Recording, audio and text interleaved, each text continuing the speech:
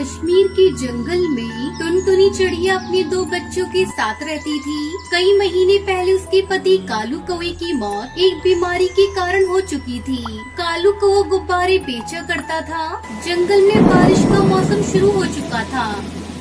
हे भगवान, 2 दिनों से मूसलाधार बारिश हो रही है जंगल में। घर का सारा राशन भी खत्म हो गया। मेरे बच्चे भूखे हैं। अगर आज भी अपने बच्चों को भोजन नहीं दे पाई तो मेरे बच्चे भूख से तड़प तड़प कर मर जाएंगे। चाहे कुछ भी हो जाए, मुझे कहीं न कहीं से भोजन का जुगाड़ तो करना ही होगा। टुनटुनी हरिया तोता के घर भोजन मांगने के लिए जाती है। तब तक आप लोग कमेंट पे बताएं 49 - 9 कितने होते हैं। हरिया भैया, ओ हरिया भैया, दरवाजा खोलो। मेरे बच्चे भूखे हैं। बारिश में भोजन लाने भी नहीं जा पाई। थोड़ा बहुत मेरे बच्चों के लिए दे दीजिए। मैं तुम्हें भोजन कहाँ से दूं टुनटुनी? मैं भी तो बारिश की वजह से ही 2 दिनों से घर पर बैठा हूँ। घर में पड़े पड़े मेरे सारे मिट्टी के बर्तन खराब हो रहे हैं। अगर तुम्हें भोजन चाहिए तो मेरे इन बर्तनों को बेच दो और फिर मैं जो पैसे दूंगा और उससे तुम अपने बच्चों के लिए भोजन खरीद लेना। लेकिन हरिया भैया, चारों तरफ पानी भरा हुआ है। मैं बर्तनों को बेचने कैसे जाऊंगी? तुम अपने घर जाओ। अगर तुम मिट्टी के बर्तन बेचने नहीं जाओगी तो वैसे भी तुम्हारे बच्चे भूख से तड़प तड़प कर मर जाएंगे। मेरी मानो तो बारिश की चिंता मत करो, अपने बच्चों की चिंता करो और इन मिट्टी के बर्तनों को बेचने चली जाओ। बारिश का मौसम है, मिट्टी के बर्तन हाथों हाथ बिक जाएंगे। ठीक है हरिया भैया, आप कहते हैं तो मैं बर्तन बेचने चली जाती हूँ। टुनटुनी मिट्टी के बर्तन लेकर बारिश में बेचने के लिए निकल जाती है। मिट्टी के बर्तन ले लो, मिट्टी के बर्तन, सस्ते अच्छे बर्तन ले लो, मिट्टी के बर्तन ले लो। टुनटुनी की आवाज सुनकर सुंदरी कौवी अपनी खिड़की से टुनटुनी को आवाज लगाती है। अरे वाह, इस बारिश में तो मिट्टी के बर्तनों में खाना खाने में मजा आ जाएगा। अरे बर्तन वाली, इधर तो लेकर आ ये बर्तन, पक्के तो है ना? हाँ हाँ बहन जी, ये मिट्टी के बर्तन बहुत ही मजबूत हैं। देख लो खुद ही, बारिश में भी कैसे टिके हैं। आप एक बार खरीद कर तो देखिए। इस बारिश में मिट्टी के बर्तनों में खाना खाने से सेहत बनी रहती है। शाम तक टुनटुनी चिड़िया सारे बर्तन बेच देती है और सारे पैसे ले जाकर हरिया तोता को दे देती है। अरे वाह, तूने तो बहुत ही जल्दी सारे बर्तन बेच दिए। ये लो पैसे और ये 2 मिट्टी के बर्तन भी रख लो। तुम अपने बच्चों को इसमें खाना खिला देना। टुनटुनी पैसे और बर्तन लेकर वहाँ से चली जाती है और रास्ते में से अपने बच्चों के थोड़े भुट्टे के दाने ले लेती है। जब वो घर पहुँचती है तो उसका घर तो वहाँ था ही नहीं। तेज बारिश में उसका घर टूटकर बह चुका था। दोनों बच्चे पास के पेड़ पर बैठकर रो रहे थे। मम्मा, अपना घर बारिश में टूटकर बह गया। बच्चों, तुम लोग सुरक्षित तो हो ना? तुम्हें कहीं चोट तो नहीं लगी? नहीं मम्मा, हमें कहीं चोट नहीं लगी, लेकिन हमारा घर टूट गया। अब हम कहाँ रहेंगे मम्मा? अभी तुम लोग घर की चिंता मत करो। ये लो कुछ भुट्टे के दाने हैं, इसे खाकर अपनी भूख मिटाओ। तभी वहाँ से एक परी गुजर रही होती है। वो उस बेसहारा माँ को देखकर रुक जाती है। क्या हुआ चिड़िया रानी, तुम उदास क्यों हो? परी माँ, मेरा नाम टुनटुनी है और ये मेरे बच्चे हैं। बारिश में हमारा घर टूट गया है। अब हम बेसहारा हैं, खाने को भी नहीं है। उस बेसहारा माँ की बातें सुनकर परी अपनी जादुई छड़ी से उन्हें जादुई मिट्टी और फल के बीज देती है। टुनटुनी इस जादुई मिट्टी में उन बीजों को दबा देती है। 2 दिनों बाद जब बारिश रुकती है तब वो अगले दिन अपने बच्चों के साथ उस जादुई बीज को जहाँ दबाए थे उसे देखने के लिए जाते हैं तो देखकर आश्चर्यचकित रह जाते हैं। वहाँ पर सभी तरह के फल लगे हुए थे और उसी पेड़ की एक डाल पर मिट्टी के घर भी था। ये देखकर टुनटुनी उसके बच्चे बहुत खुश हो जाते हैं। तभी टुनटुनी की बेटी पिंकी कहती है, मम्मा मम्मा, वो देखो, हमारे इन फलों के पेड़ पे घर भी है।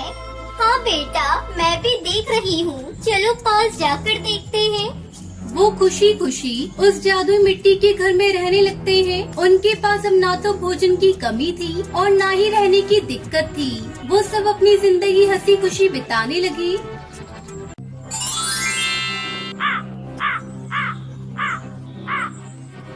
किसी जंगल में टुनटुनी चिड़िया अपने मम्मी पापा के साथ रहा करती थी। उसे गाना गाना बहुत ही पसंद था, इसलिए वो अपनी पढ़ाई के बाद जो समय मिलता उसमें गाना सीखा करती थी। तू नहीं तो ये रुत, ये हवा, क्या करूं, क्या करूं। तू नहीं तो ये रुत, ये हवा, क्या करूं। दूर तुझसे क्या करूं, क्या करूं। सुना सुना है जहां, अब जाऊं मैं कहां। बस इतना मुझे बतला जा।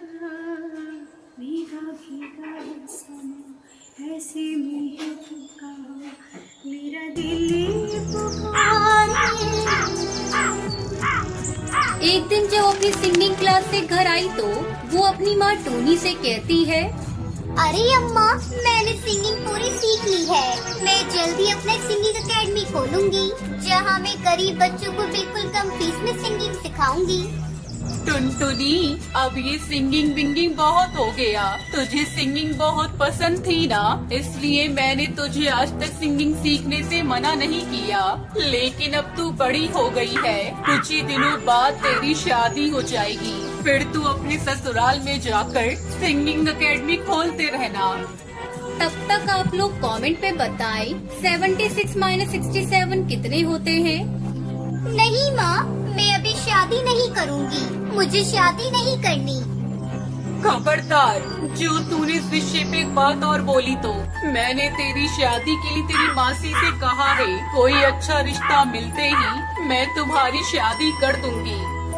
टुनटुनी चुपचाप अपनी माँ की बातों को सुनती रही और कुछ न बोली।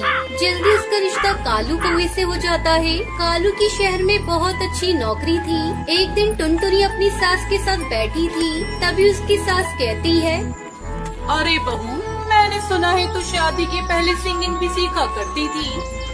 हाँ माँ जी, मैंने सिंगिंग सीखी तो है, क्योंकि मुझे गाना गाना बहुत अच्छा लगता है। मैं सोच रही थी अपना सिंगिंग एकेडमी खोलूं और अपनी सुनर को आगे बढ़ाऊं। आपका इतना बड़ा घर है, अगर आपकी आज्ञा हो तो मैं अपना सिंगिंग स्कूल खोल लूं।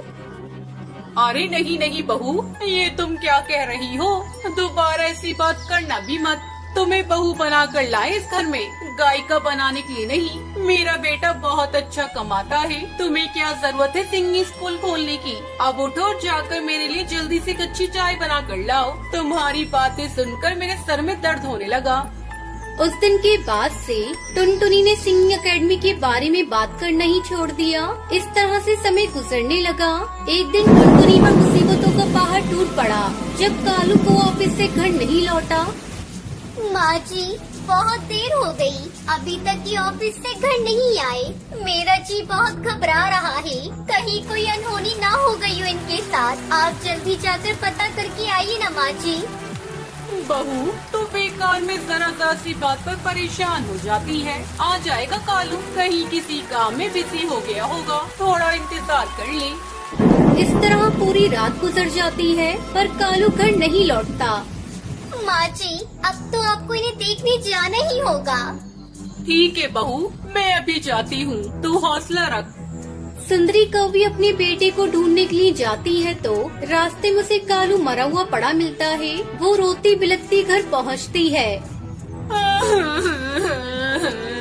अरे बहू, हम बर्बाद हो गए बहू, मेरा बेटा अब दुनिया में नहीं रहा। अब हमारा क्या होगा बहू, एक ही तो घर में कमाने वाला था, ऊपर वाले ने उसे भी हमसे छीन लिया।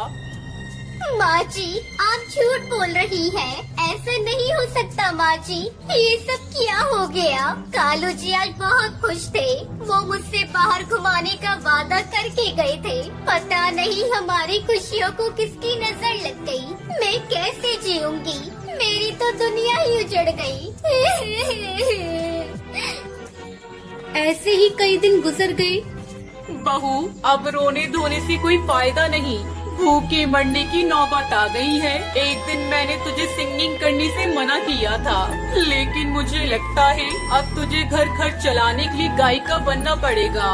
मैं तो बूढ़ी हो गई, मुझसे तो कोई काम धंधा नहीं होगा।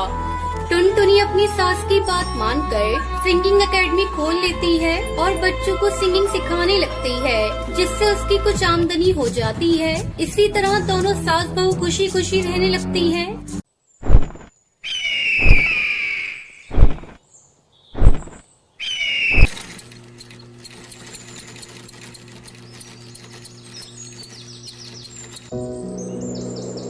हिमाचल के जंगल में कालू कौवा अपनी पत्नी टूनी चिड़िया के साथ रहता था। उसकी बेटी का नाम टुनटुनी था। कालू कौवा एक दर्जी था। जंगल के सभी पक्षी अपने कपड़े कालू से ही सिलवाया करते थे। एक दिन टुनटुनी अपनी सहेली रानी चिड़िया और हरी तोती के साथ खेल रही थी। तभी रानी चिड़िया कहती है, अरे टुनटुनी, तुमने सुना? सेठ जी के बेटे का कल जन्मदिन है। उन्होंने जंगल के सभी पक्षियों को बुलाया है। मैं अपनी मम्मी पापा के साथ जाऊंगी, तू भी जाएगी, बहुत मजा आएगा। अरे ये क्या जाएगी, ये तो गरीब है, इसके पास सुंदर ड्रेस भी नहीं है जिसे पहनकर ये सेठ जी के घर जाएगी। तुझे पता है मेरे पापा मेरे लिए एक नई ड्रेस लेकर आए हैं, मैं उसे ही पहनकर सेठ जी के घर जाऊंगी। अरे हरी तोती, तू ऐसे मत बोल, टुनटुनी को बुरा लगेगा।